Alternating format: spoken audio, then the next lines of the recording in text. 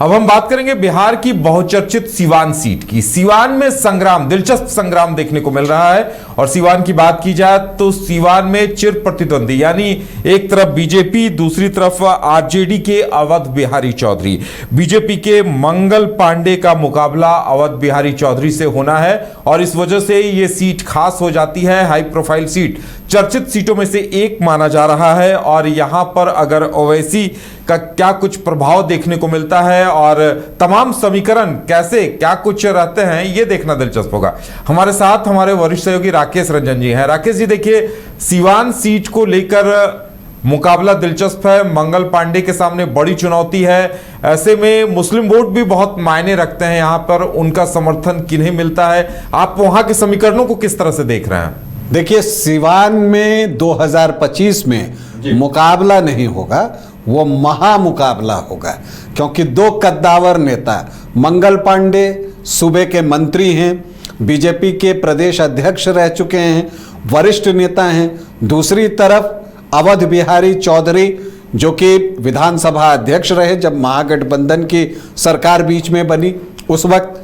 तो दोनों ही बड़े नेता आमने सामने हैं, तो मुकाबला इन दोनों के बीच दिखता है। लेकिन कई और प्रत्याशी हैं जो इन दोनों के बीच के मुकाबले को जो है प्रभावित करने की तैयारी में है, क्योंकि यहां से AIMIM ने भी अपना प्रत्याशी दिया है। मोहम्मद कैफ उर्फ बंटी को चुनावी मैदान में उतारा गया है असदुद्दीन ओवैसी के द्वारा।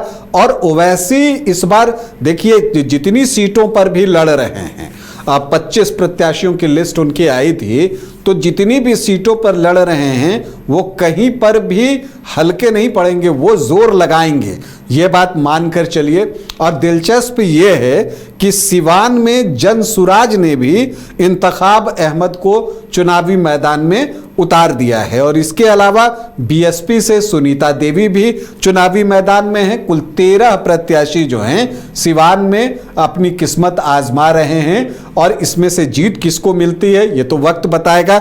लेकिन आप सीवान के जो दो बड़े कद्दावर नेता जो कि आमने सामने हैं इस महामुकाबले में, उनकी प्रोफाइल देखिए तो आपको चीजें समझ में आएंगी। देखिए, मंगल पांडे सूबे के मंत्री हैं, स्वास्थ्य मंत्री भी हैं, बीजेपी के अध्यक्ष रहे 2013 से 2017 के बीच में। 2014 में बीजेपी को लोकसभा चुनाव में जब मोदी पहली बार प्रधानमंत्री बने थे तो ऐतिहासिक कामयाबी मिली थी, तब यही बीजेपी के प्रदेश अध्यक्ष थे। इसके अलावा ये 7 मई 2012 से विधान परिषद के सदस्य हैं। कई राज्यों में बीजेपी के प्रभारी रह चुके हैं। इन्होंने ABVP से अपने करियर की शुरुआत की थी, फिर RSS ज्वाइन किया और पार्टी ने जो भी जिम्मेदारी इनके ऊपर सौंपी उन उम्मीदों पर वो खरे उतरे। पार्टी ने जो भी इनसे उम्मीदें लगाई, भारतीय जनता युवा मोर्चा के सचिव बने, फिर अध्यक्ष बने। तो अब पहले ये संगठन के व्यक्ति थे, पहली बार लोकसभा विधानसभा का चुनाव लड़ रहे हैं। तो अब ये तो पहली बार मंगल पांडे विधानसभा का चुनाव लड़ रहे हैं। दूसरी तरफ उनके सामने जो कद्दावर नेता हैं अवध बिहारी चौधरी, वो 6 बार के विधायक हैं, 6 बार से वो यहां पर चुनाव जीत रहे हैं। 1985 से लेकर 2005 के फरवरी तक लगातार 5 बार वो चुनाव सीवान से जीते हैं। इसके अलावा 2020 में भी उन्होंने कामयाबी पाई, तो कुल 6 बार के विधायक हैं। राबड़ी देवी की सरकार में मंत्री भी रहे, कई जिम्मेदारियां पार्टी ने इनको दी। और जब महागठबंधन की सरकार बनी इस बार, तो उसमें ये बिहार विधानसभा के अध्यक्ष भी बने गए। इसी से इनके कद का अंदाजा लगाया जा सकता है। और फिर जब लोकसभा का चुनाव हुआ तो इनको पार्टी ने प्रत्याशी भी जो है वो सीवान से बनाया था। तो ये हैं दोनों बड़े नेता जो कि एक दूसरे से मुकाबला करने की तैयारी में हैं। तो अब हम देखते हैं कि यहाँ का मुकाबला कैसा हो सकता है। उससे पहले हम देखें कि 2020 में क्या हुआ था, पिछले चुनाव में जब अवध बिहारी चौधरी चुनाव जीते थे, उस वक्त उनके सामने ओम प्रकाश यादव जो है बीजेपी की तरफ से चुनावी मैदान में थे, और तब जो अवध बिहारी चौधरी जीते थे वो जीते थे 1973 वोटों से, मतलब 2000 से कम की जीत थी। तो मुकाबला बहुत कांटे का था। और यहां पर जबकि आप समीकरण देखिए तो समीकरण ऐसा है जो आरजेडी को पूरी तरह से समर्थन करता हुआ दिखता है, क्योंकि यहां MY जो है वो 39 से 40% के बीच में है, और इसमें अगर कुछ वोट जुड़ जाए तो फिर आपके जीतने की संभावना बढ़ जाती है। लेकिन यहां पर एक और चीज जो दिखता है वो ये दिखता है कि यहां पोलराइजेशन भी हो जाता है, शायद ऐसा मुझे लगता है, क्योंकि इस समीकरण में बीजेपी ने 4 बार सिवान में जीत अर्जित की है और आरजेडी जो है वो 3 बार जीतने में सफल रहा है। कांग्रेस को 5 बार कामयाबी मिली है। अब इसमें आप भारतीय जनसंघ और बीजेपी को जोड़ दीजिए तो 4 + 3 7 बार ये जीत है। और आरजेडी जनता दल को 2 बार, तो आरजेडी 3, जनता दल 2, तो 5 इधर निकल कर आते हैं। जनता पार्टी के भी 2 बार जो है यहां पर कामयाबी मिली है।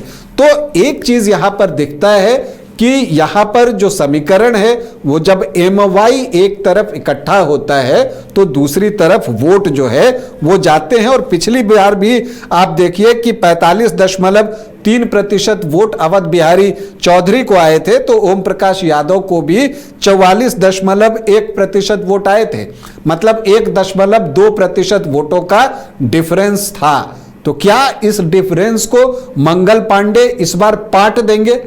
देखिए, सिवान में मंगल पांडे का चुनाव लड़ाने की जो रणनीति बनी है, क्योंकि यहां से कई प्रत्याशी बीजेपी के दावेदार थे, तो अब मंगल पांडे चूंकि बड़े नेता हैं, कद्दावर नेता हैं, तो पार्टी में एकजुटता आई है। जो गुटबाजी होने की एक संभावना थी वो पूरी तरह से खत्म हो गई है।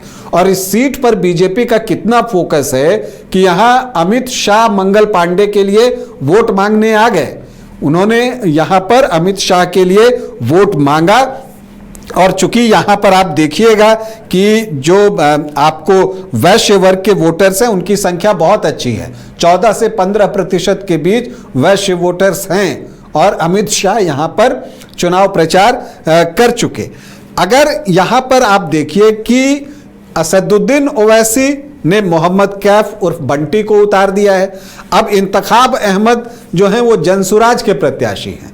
तो जो MY आप देखते हैं 39 से 40%, जिसमें मुस्लिम 25.8% हैं, 26%, उसमें अगर इंतखाब आलम और मोहम्मद कैफ ने सेंधमारी कर दी, जीतने की भी सेंधमारी कर दी, तो फिर उतनी मुश्किलें अवध बिहारी चौधरी की बढ़ जाएंगी, क्योंकि फिर वो MY में अगर डिप्लेशन आता है, कमी आती है, तो इसका नुकसान आरजेडी को उठाना पड़ सकता है। तो ऐसी परिस्थिति में मंगल पांडे की राह आसान हो सकती है। लेकिन अगर ऐसा नहीं होता, MY इंटैक्ट रहता है, तो मानकर चलिए सिवान में फिर कांटे का मुकाबला होगा, जैसा कि पिछली बार हुआ था। और जब कांटे का मुकाबला होता है तो उसमें जीत किसी को मिल सकती है। अब 1,500-2 हजार वोट का फर्क रहे तो वो कभी भी परिणाम वहां का बदल सकता है। यहाँ के जातीय समीकरण को भी हम लोग समझने की कोशिश करते हैं। यहाँ पर जो अनुसूचित जाति के वोटर्स हैं वो 10.13% हैं, जो शेड्यूल्ड ट्राइब्स हैं वो 2.33% हैं, यादव 13 से 14% हैं, मुस्लिम जो हैं वो 25.8% हैं, तो 39 से 40%, MY, राजपूत 3.5 से 4%, भूमिहार 2.5 से 3% और ब्राह्मण 5.5 से 6.5%। तो ये आंकड़ा सामान्य जाति का 12 से 13% पहुंचता है। कुछ कायस्थ वोटर्स भी हैं, वो भी इसमें ऐड ऑन होंगे, तो 1-2% और इजाफा हो सकता है। इसके बाद देखिए कुशवाहा वोटर्स जो हैं वो 9 से 10% है, और कुर्मी 4.5 से 5.5%। तो जो लवकुश का वोट है वो 14 से 15% के आसपास पहुंच जाता है और वैश्य जो हैं वो 14 से 15% हैं। तो ये भी आंकड़ा 39 से 40% के आसपास पहुंचता है। मतलब एनडीए को जो जातियां वोट करती हैं वो भी 39 से 40% और एमवाई भी 39 से 40%। तो ऐसे में जो अदर ओबीसी हैं 7 से 9% और इधर जो आप देखते हैं एससी एसटी में जो आपको लगभग 12.5% का वोट दिखता है। तो ये जो 20% वोट है वही तय करता है कि कौन जीतेगा, वो किसकी तरफ ज्यादा अमाउंट में जाते हैं, परिणाम वहीं तय होगा। आरजेडी की नजर इस बार जो है कुशवाहा वोटर्स पर भी लगी हुई है कि उसमें कुछ सेंधमारी की जाए। कितने कामयाब होते हैं ये देखना होगा, क्योंकि यहां पर आप आमतौर पर लवकुश वोटर्स नीतीश कुमार के पीछे गोलबंद रहे हैं आज तक। अब इस चुनाव में क्या होता है इस पर भी परिणाम बहुत कुछ निर्भर करेगा। तो अगर आप सिवान में देखें तो यहां पर जो है वो घमासान है। अब इस घमासान में मंगल पांडे सिवान में कमल खिलाएंगे या अवध बिहारी चौधरी फिर से लालटेन जलाएंगे, इसका फैसला जो है वो इससे होगा कि जन सुराज के इंतखाब अहमद के स्कूल बैग में कितने वोट जाते हैं और एआईएमआईएम के जो प्रत्याशी हैं मोहम्मद कैफ यानी कि बंटी, उनकी पतंग कितनी ऊंची उड़ान भरती है। इस पर जो है सिवान का परिणाम बहुत कुछ निर्भर करेगा। तो सिवान में एक दिलचस्प मुकाबला, कांटे का मुकाबला, और इस कांटे के मुकाबले में जीत किसकी होगी फिलवक्त बताना बहुत मुश्किल है। इसके लिए हमें 14 नवंबर तक इंतजार करना पड़ेगा। तो चलिए इंतजार किया जाए कि सिवान को लेकर नतीजे क्या कुछ आते हैं, क्योंकि समीकरण बड़े दिलचस्प हैं और महामुकाबले की स्थिति है। अब देखने वाली बात होगी कि मुस्लिम वोटों यानी अल्पसंख्यक वोटों का बंटवारा होता है या अल्पसंख्यक वोट एकजुट होते हैं और परिणामों पर इसका क्या असर पड़ता है ये देखना दिलचस्प होगा।